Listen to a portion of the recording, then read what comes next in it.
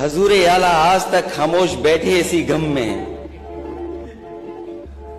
हजूर आला आज तक खामोश बैठे इसी गम में, महफिल लूट ले गया कोई जबकि सजाई हमने।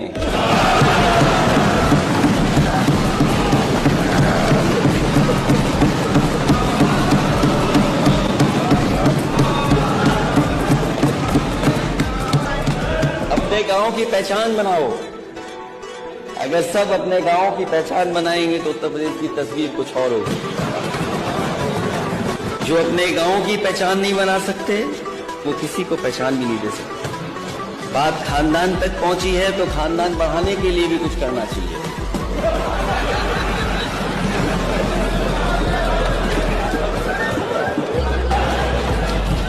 अब तो बात पहुंच गई कहां पहुंचनी थी।